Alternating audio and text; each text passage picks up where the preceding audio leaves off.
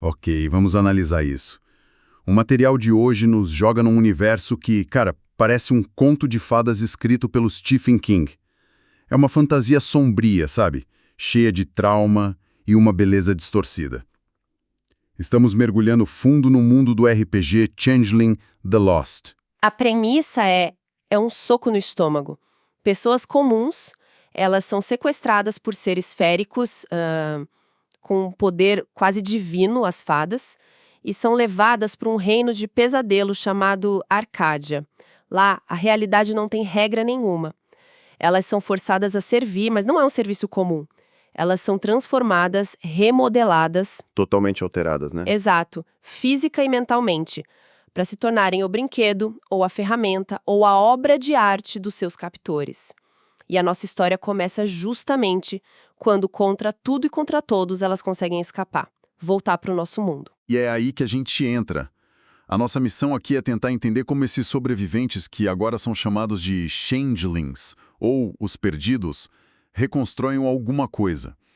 E para isso, vamos focar em dois conceitos que são, assim, a espinha dorsal da sobrevivência deles. As aparências, que são as cicatrizes que eles carregam, e as cortes sazonais, que são os abrigos que eles constroem. E é fundamental entender que não estamos falando só de classe de personagem ou facção. Esses conceitos são metáforas muito poderosas. As aparências falam sobre como o trauma redefine quem você é, e as cortes sobre as diferentes e muitas vezes conflitantes maneiras que uma comunidade de sobreviventes encontra para lidar com um medo que nunca vai embora. Certo, e aqui a coisa fica realmente interessante. A primeira coisa que define um perdido é a sua aparência. E não é só sobre o visual, né? É muito mais fundo que isso. A aparência é um reflexo direto do tipo de servidão que a pessoa sofreu lá em Arcádia. A alma dela foi reescrita pela função que ela cumpria. Pensa na ironia trágica disso. A aparência é, ao mesmo tempo, a marca do cativeiro e a fonte dos poderes. É uma dualidade constante, sabe? E dolorosa. É um lembrete de tudo que foi perdido, mas também é a única ferramenta que eles têm para sobreviver agora. Por exemplo, aqueles que foram tratados como animais. Cães de caça, bestas de carga ou até bichos de estimação exóticos. Eles se tornam os ferais. Quando voltam, eles trazem instintos selvagens, sentidos aguçadíssimos, uma conexão quase primal com a natureza. Então a desumanização deles vira a maior força. Cara, que brutal. E os sábios, Wizent, qual era o trabalho deles? Os sábios eram os artesãos, os faz-tudo de Arcádia. Imagina ser forçado a construir um relógio que marca o tempo dos pesadelos, ou consertar um carrossel cujos cavalos são feitos de memórias tristes. Eles eram os criadores e os consertadores no inferno. E como resultado, voltam com talento sobrenatural para entender, criar e consertar qualquer coisa. De um motor de carro a um pacto mágico. Mas isso deve ter um custo, não? Se você passa séculos vendo tudo como um mecanismo, você não começa a ver as pessoas da mesma forma? Tipo, coisas quebradas que precisam de conserto? Exatamente. Aí está a profundidade da coisa. Um sábio pode ser o melhor inventor do mundo, mas ter uma dificuldade imensa de se conectar emocionalmente. Ele pode tentar consertar o luto de um amigo em vez de só oferecer conforto. A força dele é também a sua falha de caráter. O mesmo vale para os sombrios, os Darklings. Eles eram os segredos, os monstros no armário, os espiões nas sombras. E agora, eles dominam a escuridão e os segredos. Mas talvez tenham esquecido como é viver na luz, sabe? Como confiar em alguém de verdade. E os elementais? Esses me parecem os mais literais. Foram fundidos com a natureza. Como alguém sobrevive a isso? Imagina ser transformado numa estátua de jardim por um século. Consciente, sentindo a chuva, o sol, mas sem poder se mover. Ou seu fogo que arde numa lareira, ou a correnteza de um rio. Ao escapar, eles trazem parte desse elemento com eles. Um elemento do fogo pode ter a pele quente, um temperamento explosivo. Um da pedra pode ser incrivelmente resistente, mas emocionalmente frio, inflexível. Cada aparência é uma história de horror e, ao mesmo tempo, um kit de sobrevivência único. Ok, então cada um deles é um sobrevivente com superpoderes bizarros que nasceram de um trauma único, mas eles estão sozinhos. Como alguém assim sequer começa a se esconder de seres quase divinos que os querem de volta? É uma situação impossível. E é por isso que eles não ficam sozinhos. A solidão é uma sentença de morte. A única chance que eles têm é se unir. E essa união acontece nas cortes sazonais. 4 grandes grupos, cada um com uma filosofia radicalmente diferente sobre a única pergunta que importa: qual a melhor maneira de sobreviver? E cada corte baseada numa estação, que eu acho genial. Vamos começar pela mais barulhenta, a corte do verão. A filosofia deles é baseada na fúria. Eles querem lutar. Mas, espera um pouco. Lutar? Contra seres que transformam pessoas em rios e estátuas? Isso não é coragem. Isso soa como suicídio. Como essa estratégia pode funcionar de verdade? Você tocou no ponto central. Por fora, parece loucura. Mas, psicologicamente, é a resposta de luta ao trauma. É a tentativa de tomar de volta o controle, a agência que roubaram deles.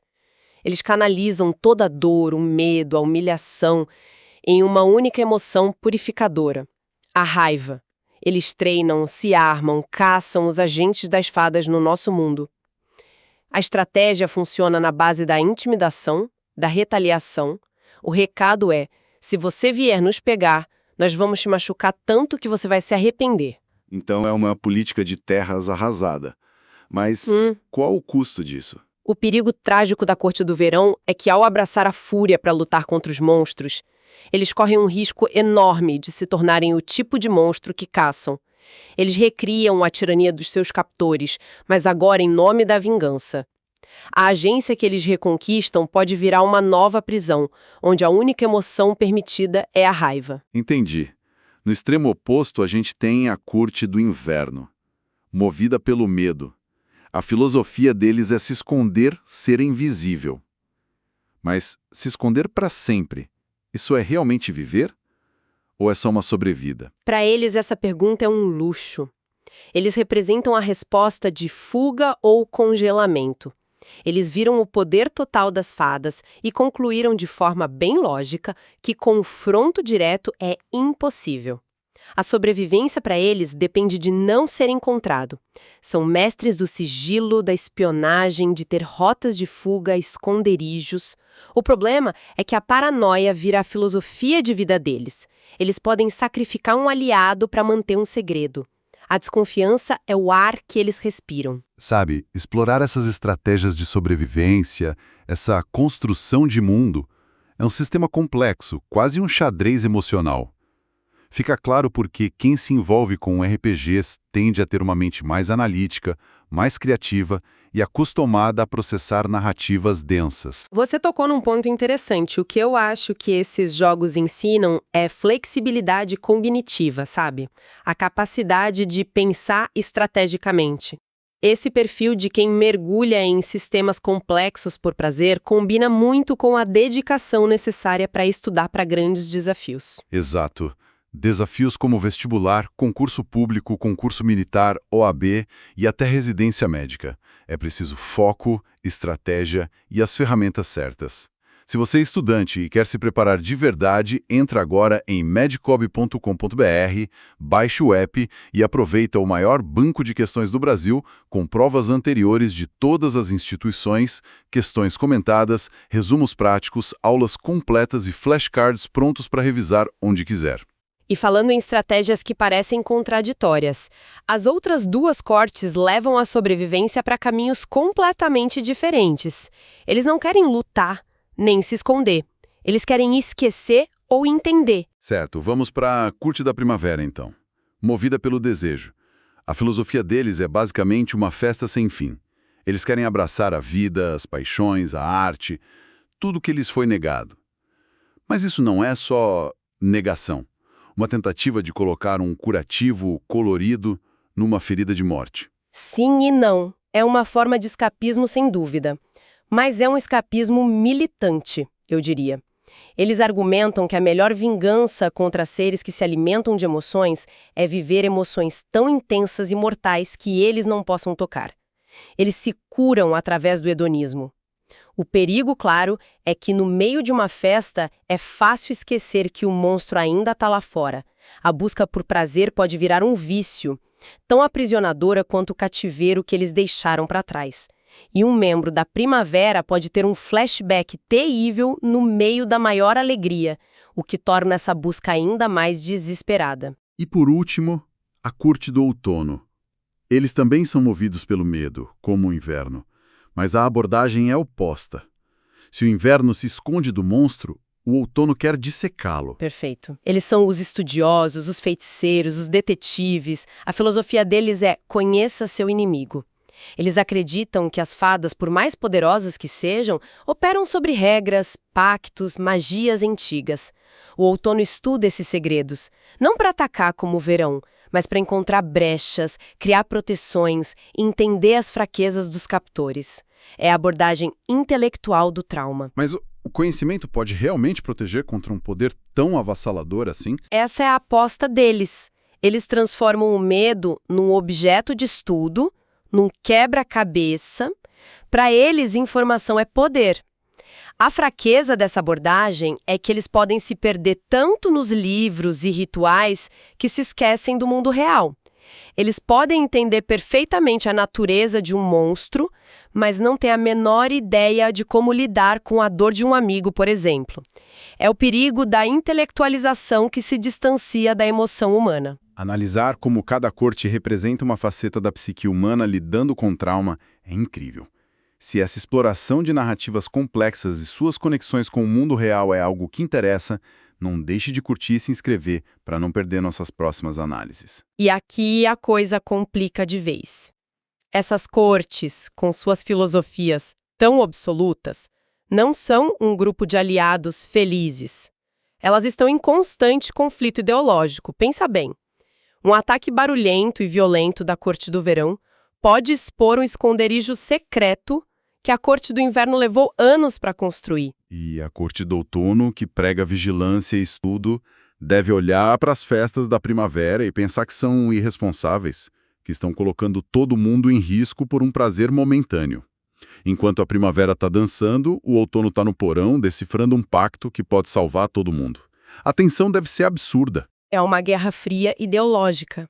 A Corte do Inverno vê a fúria do verão como infantil e suicida. A do verão vê o sigilo do inverno como covardia. A primavera acha que todos os outros estão obcecados demais com o passado, enquanto o outono acredita que a primavera está perigosamente negando a realidade da ameaça. Eles precisam uns dos outros para sobreviver, mas mal conseguem confiar em quem segue uma filosofia diferente. Então, o que tudo isso significa no final? A luta não é só contra as fadas. Exatamente. O verdadeiro drama de Changeling The Lost não é a luta contra o monstro externo, é a luta interna. É a batalha de ideologias sobre qual é a melhor maneira de viver depois que sua realidade foi destruída. É um espelho perfeito de como diferentes pessoas e até sociedades inteiras respondem a crises profundas. Lutar, esconder, esquecer ou entender. Não existe resposta fácil. Isso quer dizer que a maior ameaça para um perdido pode não vir de Arcádia, mas do seu vizinho Changeling, que acredita que a forma dele de sobreviver é a única correta e que todas as outras são um perigo. Precisamente. Eles precisam navegar por uma teia complexa de alianças frágeis, de políticas e desconfiança com os únicos outros seres no universo que poderiam entendê-los. A sobrevivência vira um ato de equilíbrio político e emocional tão perigoso quanto enfrentar uma fada. Certo, então, para amarrar tudo, temos os Changelings, sobreviventes de um sequestro mágico, definidos por suas aparências, que são ecos físicos e psíquicos do cativeiro, transformando trauma em poder. E eles se organizam em 4 cortes sazonais, cada uma com uma estratégia de sobrevivência radical. A fúria vingativa do verão, o sigilo paranoico do inverno, o desejo escapista da primavera e a magia estudiosa do outono. No fim das contas, a estrutura do jogo usa essa fantasia para explorar algo profundamente humano, as diferentes e muitas vezes incompatíveis maneiras como as pessoas processam e sobrevivem a um trauma avassalador. Nenhuma corte está totalmente certa. Todas têm suas forças e suas fraquezas, que podem ser fatais. São apenas caminhos diferentes para tentar juntar os cacos de uma vida que foi roubada. E isso nos deixa com um pensamento final para refletir. Se uma pessoa fosse arrancada da sua realidade, transformada, e depois conseguisse voltar, qual dessas filosofias ela adotaria para reconstruir a vida? A luta, a fuga, o esquecimento ou o estudo? E essa escolha diria mais sobre o trauma que ela sofreu ou sobre quem ela sempre foi, no